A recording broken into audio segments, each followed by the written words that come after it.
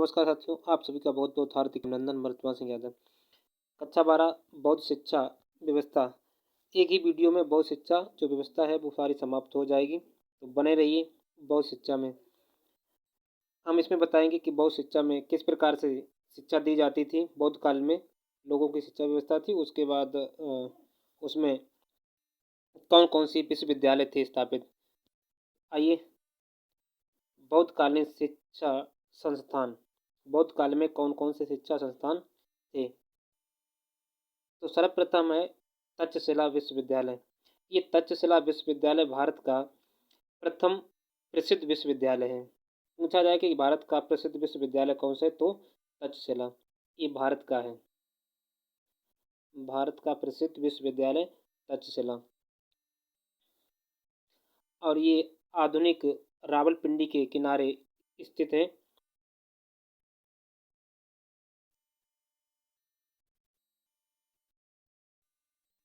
रावलपिंडी के किनारे स्थित है। रावलपिंडी ये कहाँ है? पाकिस्तान। ठीक है, कुछ चीज़ें अपने आप ही लिख लिया करें। ठीक है, पाकिस्तान के किनारे स्थित है।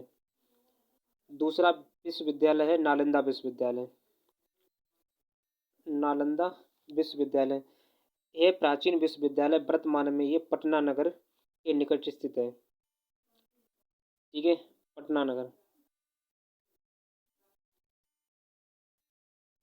तो ये पटना नगर के किनारे स्थित है। और ये कैसा है?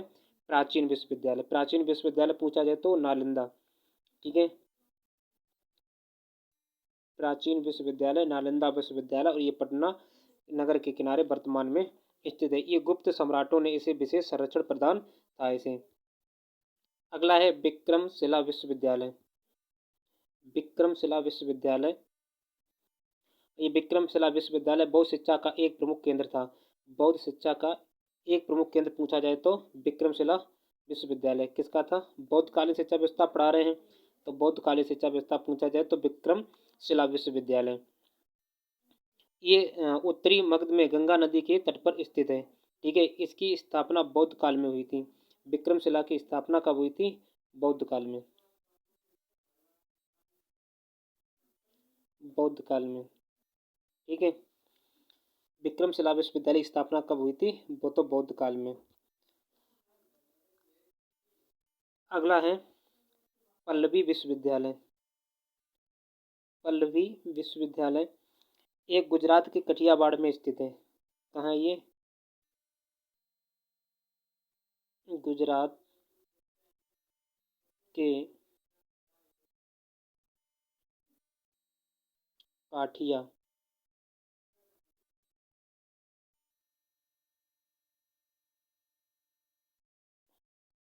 बाढ़, इधर लिख देते हैं, समझ गए होंगे।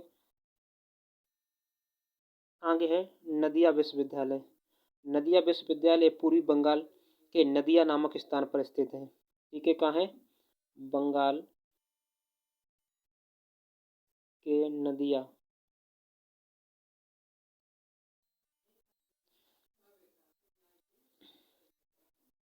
नदिया नामक स्थान पर स्थित है। इसे सेन सम्राटों ने स्थापित किया था। किसने किया था? सेन सम्राटों ने।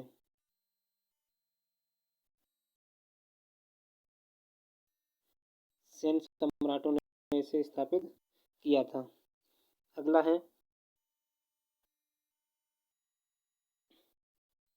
आगे है ओदंतपुरी। ओदंतपुरी ये पाल राजाओं द्वारा स्थापित किया गया शिक्षा प्राचीन शिक्षा का केंद्र था। इसे किसने स्थापित किया था? पाल राजाओं ने।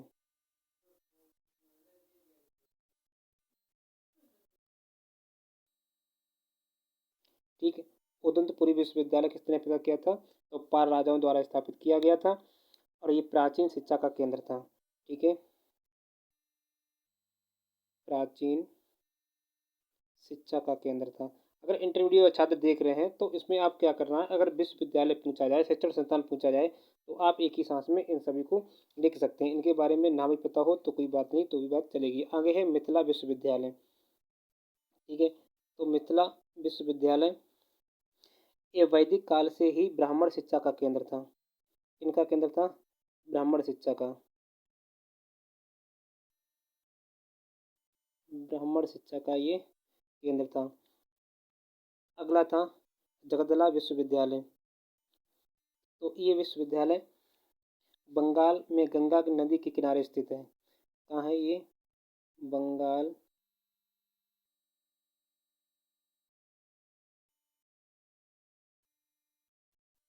गंगा नदी के किनारे, ठीक है।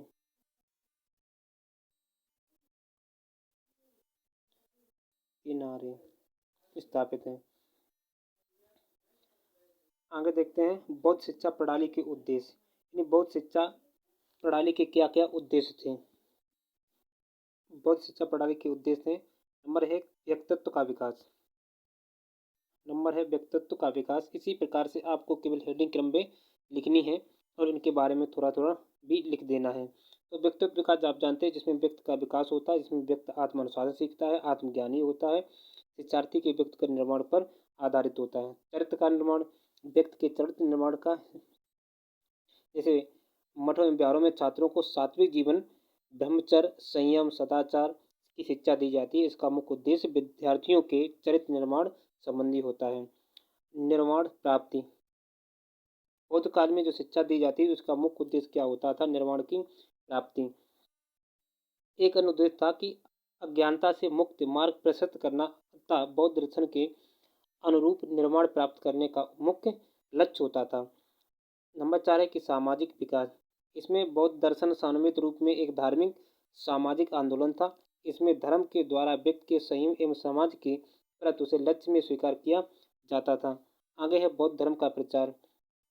बौद्ध शिक्षा प्रणाली के उद्देश्य में ही बौद्ध धर्म का प्रचार भी करवाया जाता था। इसमें छात्रों को अपने जीवन में जो बौद्ध के बारे में उन्हें बताना, उनकी विशेषताओं के बारे में, इसका भी सारी चीज़ें प्रचार प्रसार करना था।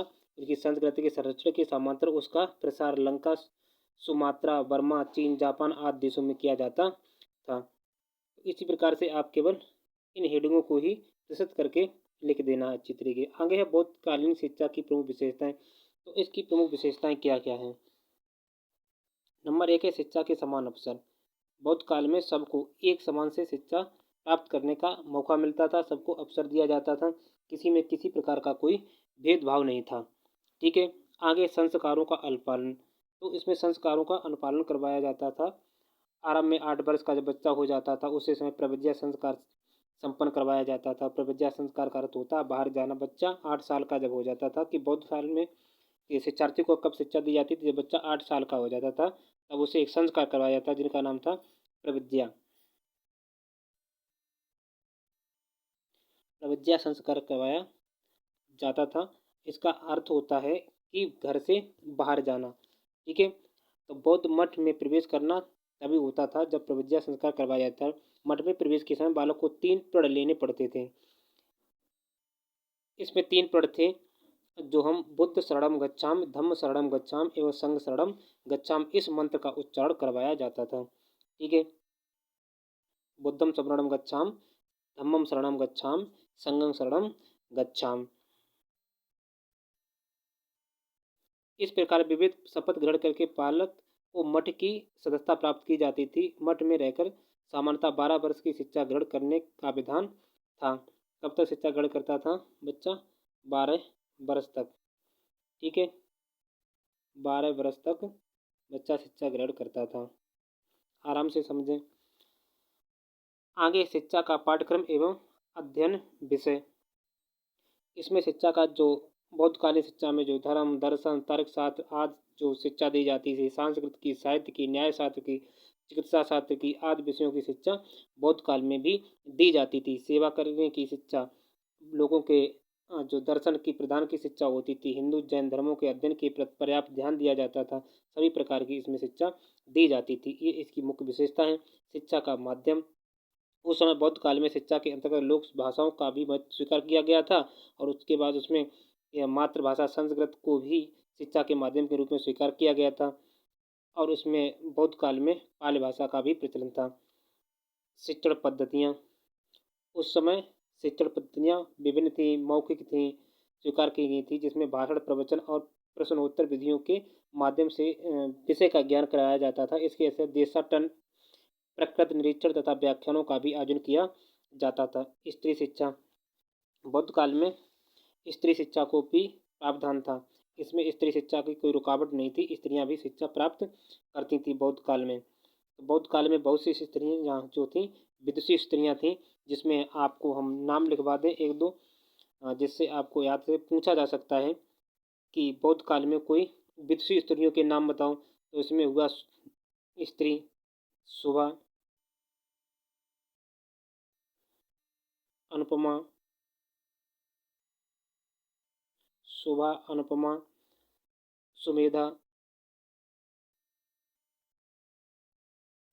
सुमेधा, विजयंका,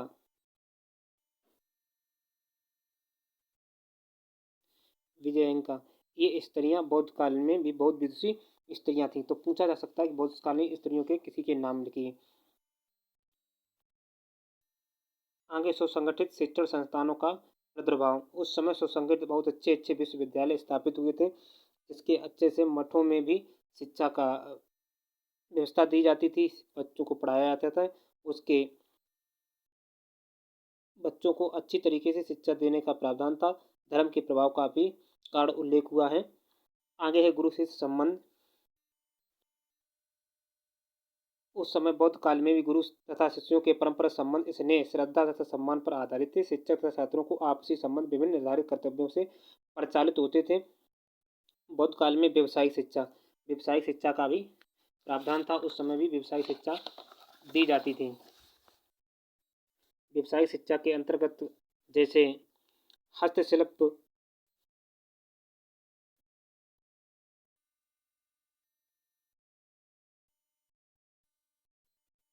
हस्तशिल्पों के बारे में, भवन निर्माण के बारे में, भवन निर्माण आदि कलाओं के विभिन्न विषयों की शिक्षा, चिकित्सा संबंधी उस समय भी शिक्षा दी जाती थी। आगे कुछ प्रश्न दिए हैं, ये आप समझ गए हो। मेरा इसका मतलब है, मकसद ये रहा कि अगर आपसे केवल जैसे आपको कुछ भी नहीं आता है, एक बार हम आपको सही तरीके से देखते हैं। जैसे पूछ लिया बौद्धकालीन शिक्षा संस्थान कौन कौन संस्थान, तो इसमें ऑब्जेक्टिव भी पूछा जा सकता है अतलगुत्थी में, तो आप कोई भी लिख सकते हैं। जैसे तक्षशिला हुआ, नालंदा हुआ, विक्रमशिला विश्वविद्यालय हुआ, पल्लवी विश्वविद्यालय, नदिया हुआ, अदंती हुआ विश्वविद्यालय, मिथिला विश्वविद्यालय,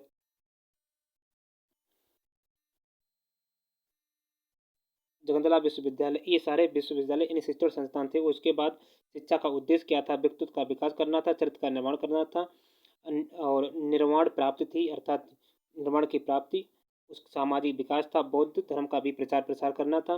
बौद्धकालीन शिक्षा की प्रमुख विशेषताएं क्या थी? तो शिक्षा के समान अवसर थे, इसमें सबको एक समान अवसर दिया जाता। संस्कारों का पालन था, सभी को अपने अपने संस्कार अच्छी तरीके से विकसित कराने का अवसर मिलता था। शिक्षा का पाठ्यक्रम एवं अध्ययन विषय था। शिक्षा का माध्यम, शिक्षण पद्धति, स्त्री शिक्षा के भी अवसर प्राप्त होते थे। सुसंगठित शिक्षण संस्थानों का प्रादुर्भाव का और अच्छे अच्छे इसमें शिक्षण संस्थान हो गए थे बौद्ध काल में, और गुरु शिष्य संबंध भी बहुत अच्छे थे। व्यवसायिक शिक्षा भी बौद्ध काल में दी जाती थी। अब आगे ये प्रश्न अभी हमने आपको बताया था, सुभा, अनुपमा तथा सुमिधा किस काल से संबंधित हैं? तो ये बौद्ध काल से हैं। जो स्त्रियां हैं सुभा, अनुपमा तथा सुमिधा, ये किस काल से हैं? तो बौद्ध काल से हैं।